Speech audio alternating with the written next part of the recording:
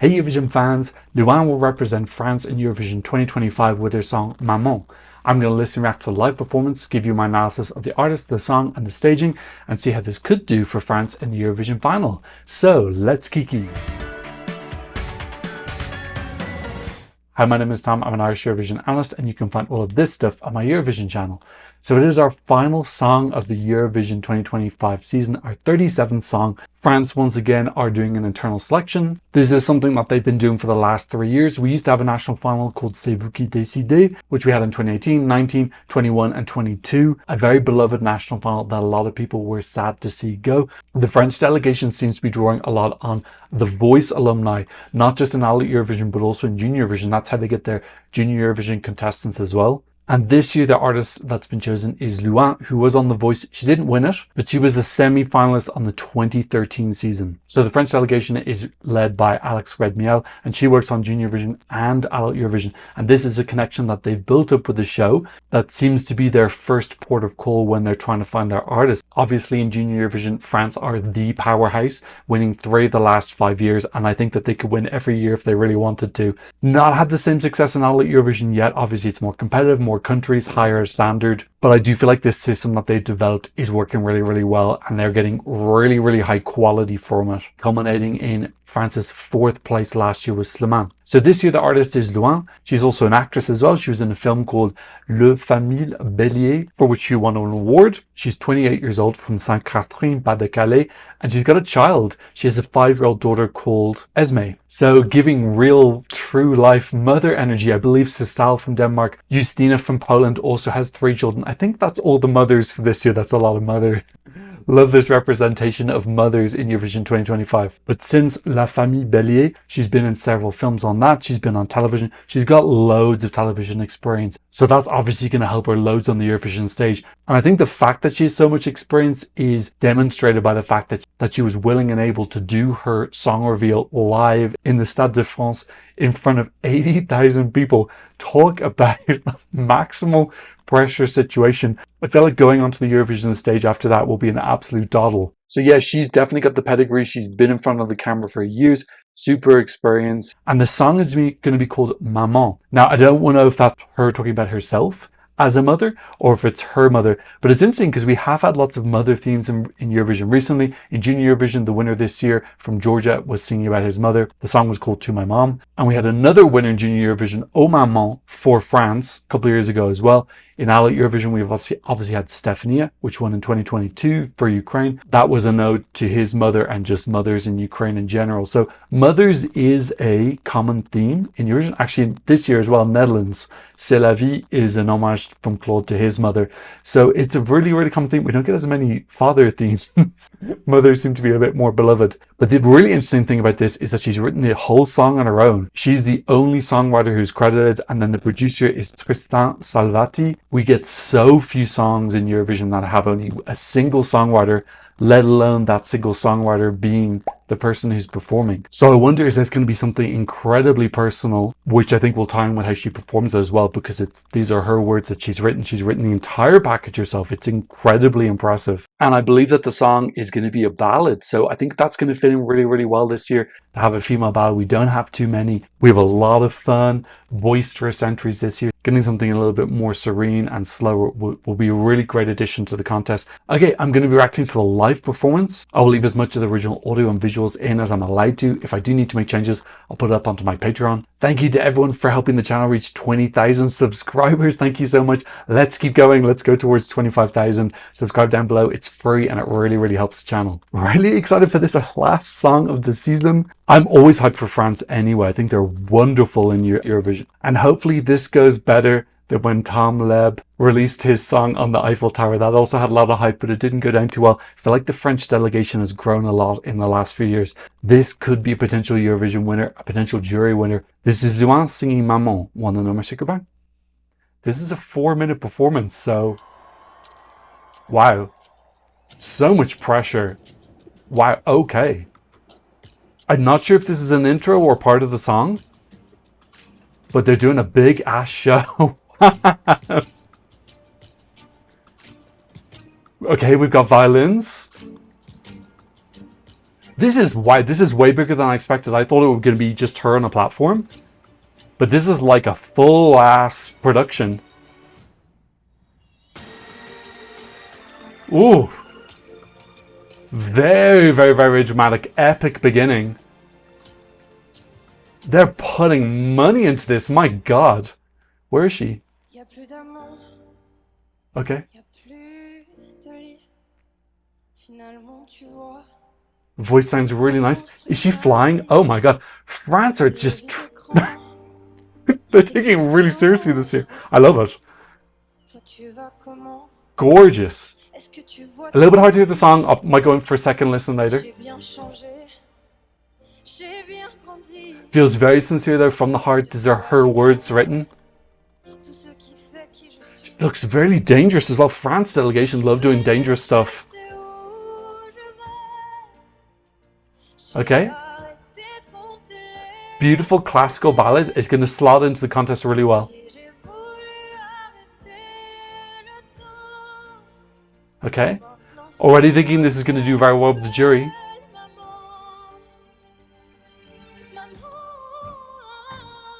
Okay, lovely. Changing up in pace a little bit just to keep vary the song.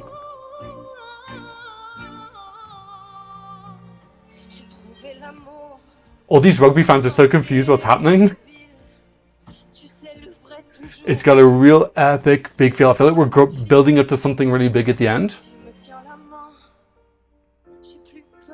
Beautiful, some piano as well. Good connection with the camera. Song's hard to sing. The song's hard to appreciate because there's a lot of sound. Oh my God. Oh my God. Is she okay? Okay, so they're going big this year. Love the production, love these drums coming in. It really gives this real grandiose feel. Feels Eurovision as well.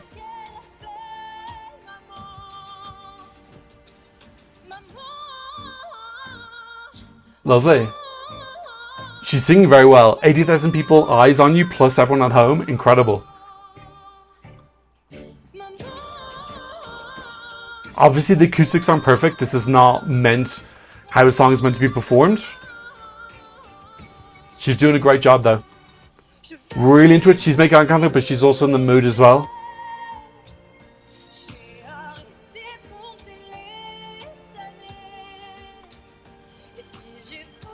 It's incredible. So we're getting a full idea of the visual power. The song, it's a little bit hard to hear all the production, which is a bit of a shame. But in Eurovision it'll be perfect, obviously. Lovely, lovely vocals at the end. Incredible. That France delegation loves some spotlights. Oh my God, and the fireworks. This is just totally like all in. All the budget's gone. Maman. Beautiful.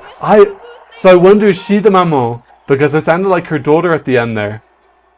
Okay, really, really, really interesting performance. Such an interesting delivery of that. It was very hard to appreciate the song there. I'm going to be honest. Like, obviously I can hear her voice sounded beautiful. I can hear some production, but it's just obviously the Stade de France is not like particularly made for that type of acoustics. I say when you were in the crowd, it sounded pretty clear, but I couldn't hear the whole song. So I will go in for a second listen. Yes, she has put up a version on her YouTube channel. So let me give you my first thoughts, then I'll go listen to the studio version. Incredible production. Like that was just all in.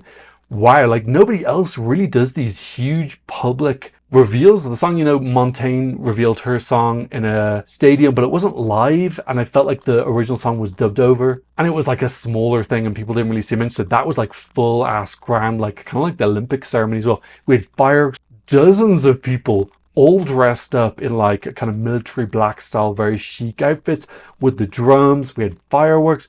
Her on this platform, which was a real incredible wow moment. She looked like she was strapped on as well, which reminded me of Lazara when she was on the top of her pillar and she had to be buckled in as well for safety. And then with the light hitting the platform. So they're reusing a couple of their ideas. So I hope that they're not going to do that in Eurovision as well, because we don't want like recycled stuff. But I can understand them reusing ideas for a once-off rugby performance. Very strange setting to do it at a rugby match. I'm not sure why they did that. Maybe they wanted to present the song to the maximum amount of French people to really increase the reputation and awareness of Eurovision fans. Actually, that's a really good idea, because that's one of the things I talked about last year. Is I want them to keep growing the brand of Eurovision in France, getting better ratings, but it's still lagging behind some of the other big five. And there's a lot of people who don't know or care about Eurovision in France. So actually, this is a strategic good thing to do, is make everybody aware. This is our song. It's just being revealed. We're going big. She had great composure there. That looked like she could have been in front of 30 people.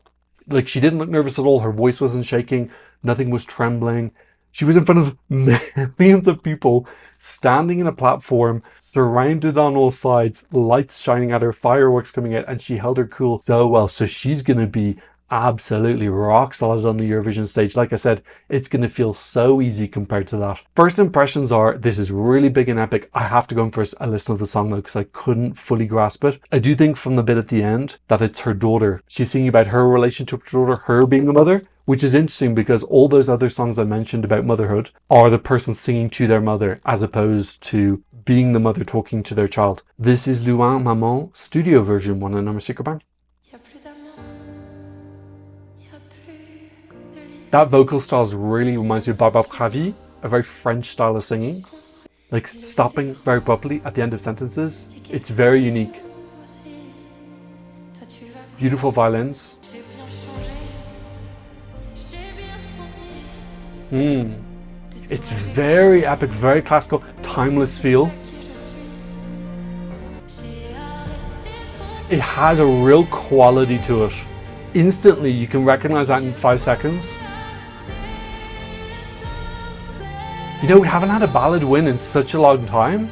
Could this be the one? Lovely ramping up of the production here, giving it just a little bit more energy. It feels like a journey. It reminds me a little bit of S'il fallait le faire, where it's not this like very typical structure. This feels more like a gradual journey up a hill. And she stopped to pause. It's very, very elegant. That's a gorgeous piano. Oh, that's nice energy coming in now halfway through the song. It's those drums I heard when I was watching the live show. I can hear the melody now clear. It's pretty. I think it's strong. Okay, giving a little bit of severity with those violins coming into the climax. 1 minute left. Those drums feel French to me. Remind me a little bit of C'est vous qui décidez. I can really feel the heart behind this. This is magic. That's the wow moment when she's repeating Maman, because you can feel the urgency, the angst in it.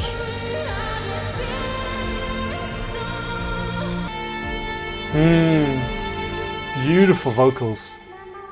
Yeah, oh gosh, total elegance. That song is so freaking elegant. I think it slots so well into the contest as well. And just in general, we just don't have that many ballads, let alone female ballads this year. So it's just a really, really fantastic addition to the contest. I love how it ramps up. It's not a typical ballad. Like I said, it feels like climbing up a hill. We have those drums coming in, which are wonderful. We have those dramatic violins. It's very timeless. I think that this will definitely appeal to many generations. Really, really beautiful song. Love it. I'll definitely download that. I'll be interested to see now how high that goes up in my rankings. I really enjoyed both listens. Obviously that second listen was much more enjoyable because I could hear the production way more clearly. So the first part was way more visually wow. Still having that wow feeling only listening to the song reassures me a lot. We'll talk about this win later, but I would love a France win. I'm not gonna lie. Eurovision in France, they haven't won since, I think it's 1977? Yeah, 77. Let's have a look at the lyrics. Okay, at this point in time, there's no translation. I'm going to do my best to translate them for you. There are no more lovers, there's no more bed. Finally, you see that I've built my life and the emptiness is big. The questions also, you, how are you? Is it that you see everything here? Okay, I got that right. Yeah, you got me. Shout out to Duolingo, not sponsored by Duolingo.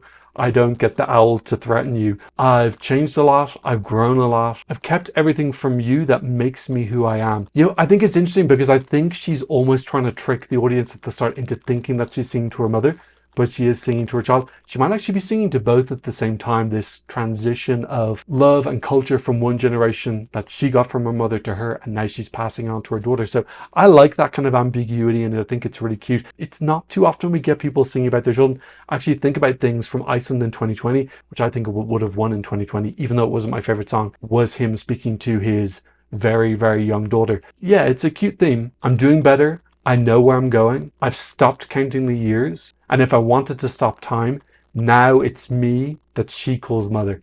Really sweet. Okay, so it is, she is acknowledging that it's about her daughter. These are lovely, lovely, lovely lyrics. I'm not a native French speaker, so I can't tell if there's any cliches. I don't think it is cliche. To me, this seems really, really lovely.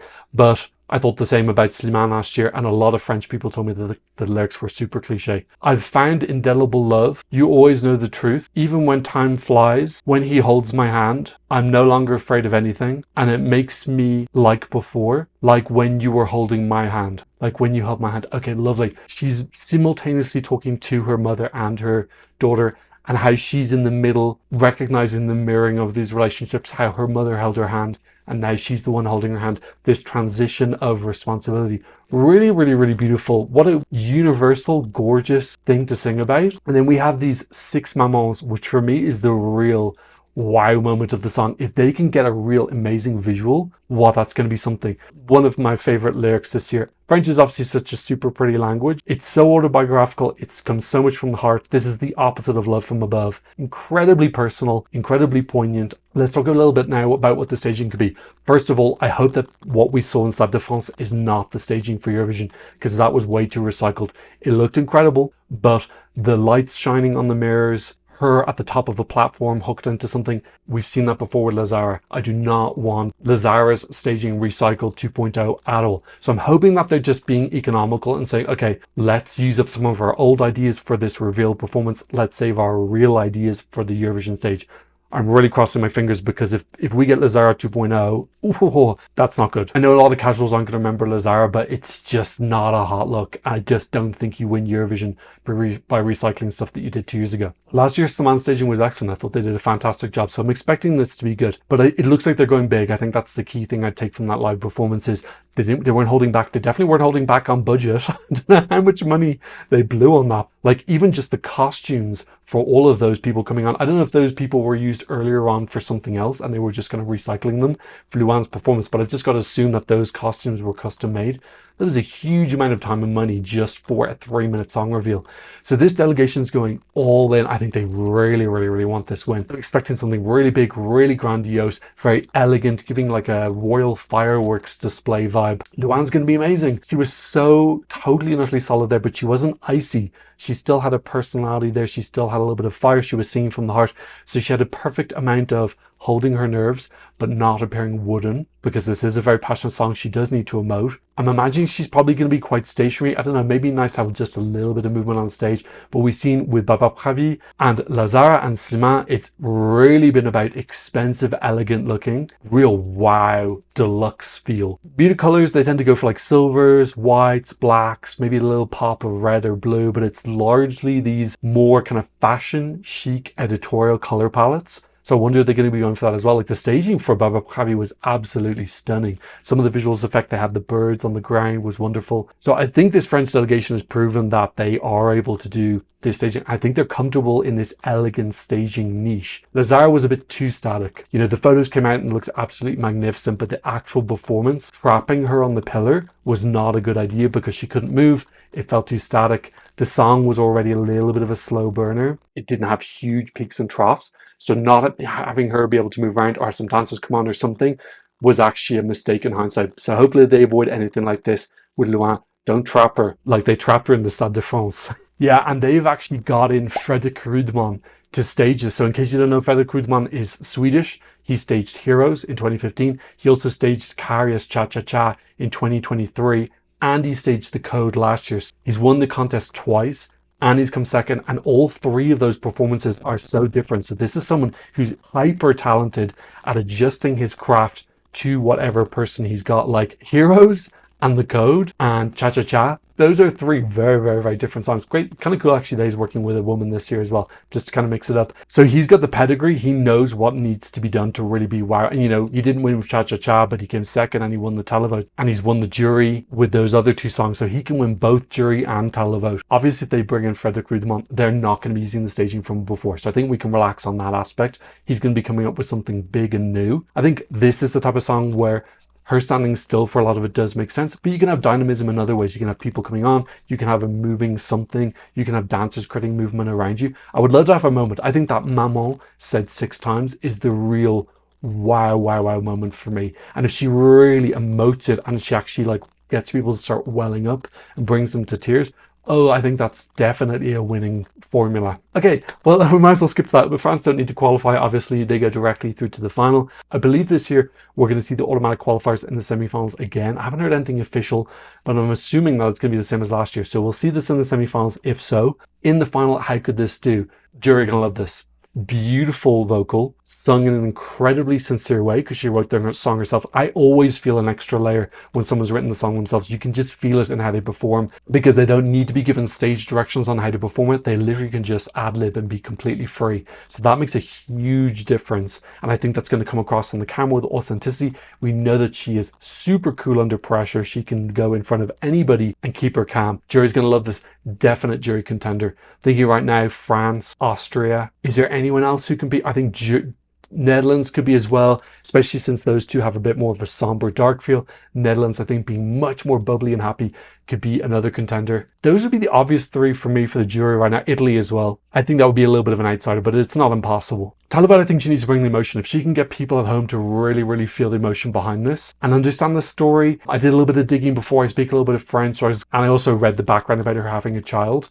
So I was kind of able to work it out from there, but I think they need to get the story across about it being to her mother, but also to her child at the same time, because it's such a really, really beautiful storyline. And I hope that they can do that in a way that's not kind of goofy. I trust Frederick Rudemont to do it. I don't really want to see a photo on the LED. I think that's such a like ham-fisted way to get the story across, like her with her mother, her with her child now. Like it's effective at getting the meaning across, but it's also the least imaginative and least creative way to do it. So if they can think of a really, really cool way to get the message across in a kind of subtle way, not like really bam in your face, like, hey, by the way, this is about her mother and her child. That would be a lovely thing if they, for the first minute, they clock, oh, she's talking about her mother. And then in the second minute, they clock. That would be such a lovely awakening as the performance evolves. I think could make this really, really pop. If she hit those mamans perfectly and really brings tears to people's eyes, this can definitely do well in the televote. Ballads can do well. Louane last year came 4th. Yeah, he was only 1 point ahead of Nemo, who was in 5th place. So